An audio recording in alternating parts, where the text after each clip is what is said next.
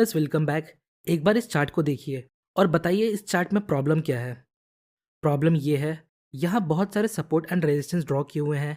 अगर आप इसी तरह सपोर्ट एंड रेजिस्टेंस को ड्रॉ करोगे तो आप बहुत कंफ्यूज हो सकते हो। फॉर एग्जाम्पल, सपोज प्राइस यहाँ एक पुल बैक लेता है और इसी सपोर्ट के पास हम बाई करते हैं, तो हम इस चार्ट के अकॉर्डिंग प्रॉफिट कहाँ बुक करेंगे? क्या इस लेवल पर? क्योंकि हमने यहाँ बहुत से लेवल ड्रॉ किए और ये भी एक लेवल है, तो हमने जस्ट यहाँ बाई किया और यहाँ सेल कर दिया, तो क्या ये सही है? बिल्कुल नहीं। बहुत सारे लेवल आपको कंफ्यूज कर सकते हैं। इसलिए आज के वीडियो में हम देखेंगे कैसे हमें मार्केट कंडीशन के according support and resistance level को इंपॉर्टेंस देना है, कैसे और कहाँ सपोर्ट एंड रेजिस्टेंस लेवल को ड्रॉ करना है, और लास्ट में कुछ ट्रेडिंग स्ट्रैटेजीज को देखेंगे। फर्स्ट ऑफ ऑल, हमें मार्केट कंडीशन के हिसाब से सपोर्ट एंड रेजिस्टेंस को इंपॉर्टेंस देना है, क्योंकि सर्टेन मार्केट कंडीशन के अकॉर्डिंग ये एक दूसरे से ज़्यादा स्ट्रांग हो सकते हैं। फॉर एग्जाम्पल, अगर मार्केट अप ट्रेंड में है तो यहाँ सपोर्ट ज़्यादा स्ट्रांग होगा। यहाँ देखिए, हमने सपोर्ट लेवल ड्रॉ किया और रेजिस्टेंस लेवल ड्रॉ किया। अब आप बताइए, यहाँ सपोर्ट ज़्यादा स्ट्रांग है या रेजिस्टेंस? आइए देखते हैं। ये पहला रेजिस्टेंस और प्राइस ने इसे ब्रेक कर दिया। ये दूसरा, ये भी ब्रेक हो गया। और ये तीसरा रेजिस्टेंस और ये भी ब्रेक हो गया। अब सपोर्ट को देखिए, ये पहला सपोर्ट है, प्राइस ने इसे ब्रेक नहीं किया। ये दूसरा, ये भी ब्रेक नहीं हुआ। और ये तीसरा, और ये भी ब्रेक नहीं हुआ। तो आप देख सकते हो, एक अप ट्रेंड में जो रेजिस्टेंस होता है उसका ब्रेक होना स्वाभाविक है और ये लॉजिकल है, क्योंकि अगर अप ट्रेंड में रेजिस्टेंस ब्रेक नहीं होगा तो हमें higher high and higher lows कैसे मिलेगा? So in an up trend support level resistance level से ज़्यादा पावरफुल होता है। उसी तरह डाउन ट्रेंड में रेजिस्टेंस सपोर्ट से ज़्यादा पावरफुल होता है। यहाँ देखिए, ये हमारा रेजिस्टेंस है और ये सपोर्ट। प्राइस यहाँ सपोर्ट को ब्रेक करता है, फिर यहाँ और फिर यहाँ। बट प्राइस यहाँ रेजिस्टेंस को रिस्पेक्ट करता है, उसे ब्रेक नहीं करता, क्योंकि ये स्वाभाविक है। जो सपोर्ट लेवल है उसका डाउन ट्रेंड में ब्रेक होना स्वाभाविक है, तभी हमें lower low and lower highs का फॉर्मेशन मिलेगा। और lower low and lower high का फॉर्मेशन मतलब डाउन ट्रेंड, ये हम सभी को पता है। So in and down trend resistance is more powerful than support.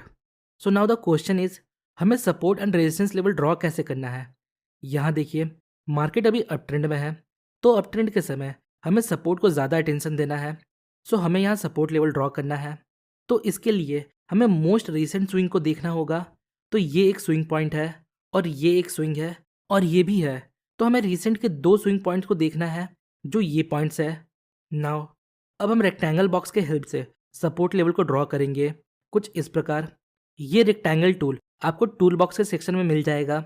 याद रखिएगा, सपोर्ट एंड रेजिस्टेंस कोई स्ट्रेट लाइन नहीं होता, ये एक जोन होता है। इसलिए हम सपोर्ट या रेजिस्टेंस लेवल ड्रॉ करने के लिए रेक्टेंगल बॉक्स का यूज़ करते हैं, जिससे हमें मैक्सिमम टच मिलता है। हालांकि आप लाइन का भी यूज़ कर सकते हो, पर फिर भी आपको उसे एक जोन की तरह ट्रीट करना चाहिए, ना कि एक लाइन की तरह। नेक्स्ट, यहाँ भी हमने एक सपोर्ट लेवल ड्रॉ किया इन पॉइंट्स को लेते हुए। नाउ अब इन लेवल्स को देखिए, हमने यहाँ सपोर्ट लेवल क्यों नहीं ड्रॉ किया? फर्स्ट ऑफ ऑल, ये हमारे करंट प्राइस से बहुत दूर है। इतने दूर का लेवल हमारे लिए अभी किसी काम का नहीं है। सेकंड, अगर प्राइस इन लेवल तक पहुंचता है तो क्या हम यहाँ बाई करेंगे? आंसर है नहीं, क्योंकि सपोज अगर प्राइस यहाँ पहुंचता है, इसका मतलब मार्केट अब डाउन ट्रेंड में है और हमें डाउन ट्रेंड में बाइंग को अवॉइड करना है, क्योंकि हमें ट्रेंड के साथ ट्रेड करना है। आइए कुछ एग्जाम्पल देखते हैं।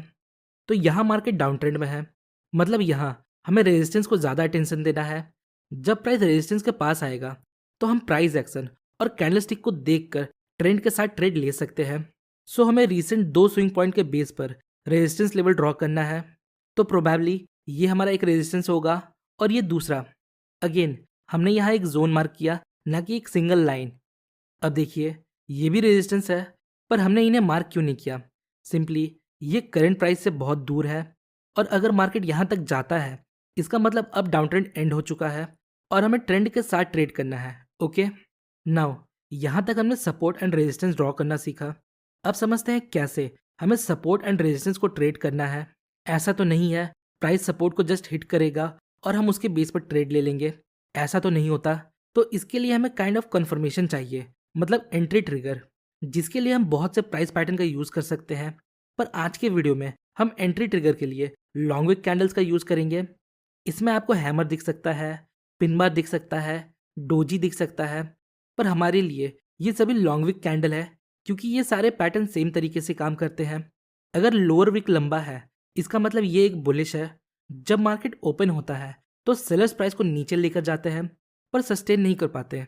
देन फाइनली बायर्स प्राइस को कंट्रोल करते हुए ऊपर लेकर जाते हैं और ओपनिंग के आसपास क्लोजिंग देते हैं। So at the end of these type of candles हमें एक बाइंग प्रेशर देखने को मिलता है, और इन पैटर्न्स को कभी भी और कहीं भी नहीं देखना, इन्हें हमें सपोर्ट या डिमांड लेवल के पास देखना है। नेक्स्ट, अगर कैंडल का अपर विक लंबा है और बॉडी छोटा है और लोअर विक ना के बराबर है, तो ये एक बेरिश कैंडलस्टिक है। मार्केट के ओपन होते ही बायर्स प्राइस को ऊपर लेकर जाते हैं पर सस्टेन नहीं कर पाते। देन फाइनली सेलर्स उस टाइम पीरियड में डोमिनेट करते हुए प्राइस को नीचे लेकर आते हैं और क्लोजिंग देते हैं।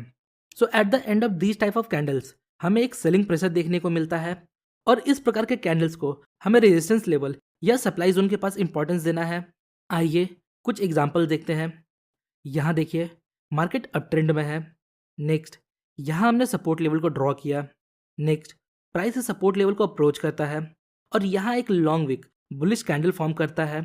अगर नेक्स्ट कैंडल इसके हाई को ब्रेक करता है तो हम यहाँ ट्रेड ले सकते हैं, और अपना स्टॉप लॉस हम इसके लो के थोड़ा नीचे रखेंगे, और प्रॉफिट बुकिंग के लिए हम रीसेंट स्विंग पॉइंट का यूज़ करेंगे। सेम उसी तरह आप डाउन ट्रेंड के समय रेजिस्टेंस पर लॉन्ग विक कैंडल के बेस पर ट्रेड ले सकते हो। नाउ अब बात करते हैं रेंज मार्केट का, कि अगर करंट टाइम फ्रेम में मार्केट रेंज में है तो क्या हमें सपोर्ट पर बाई करना चाहिए या रेजिस्टेंस पर सेल। देखिए, अगर करंट टाइम फ्रेम में मार्केट रेंज में है तो हमें बिगर टाइम फ्रेम को देखना है। अगर बिगर टाइम फ्रेम में मार्केट अप ट्रेंड में है तो हमें करंट टाइम फ्रेम के रेंजिंग मार्केट में सपोर्ट पर बाइंग ट्रेड्स को फाइंड करना चाहिए, जिसके लिए हम अगेन लॉन्ग विक कैंडल का यूज़ कर सकते हैं। और अगर बिग टाइम फ्रेम में मार्केट डाउन ट्रेंड में है तो हम करंट टाइम फ्रेम के रेंज मार्केट में रेजिस्टेंस के पास सेलिंग अपॉर्चुनिटीज़ को फाइंड कर सकते हैं।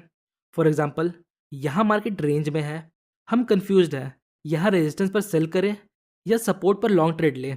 नेक्स्ट, हम बिग टाइम फ्रेम को देखते हैं। यहाँ बिग टाइम फ्रेम में मार्केट डाउन ट्रेंड में है, मतलब हमें करंट टाइम फ्रेम में रेजिस्टेंस के पास सेलिंग अपॉर्चुनिटीज़ को फाइंड करना है, और इस प्रकार हम बड़े टाइम फ्रेम के ट्रेंड को फॉलो करके ट्रेड ले सकते हैं।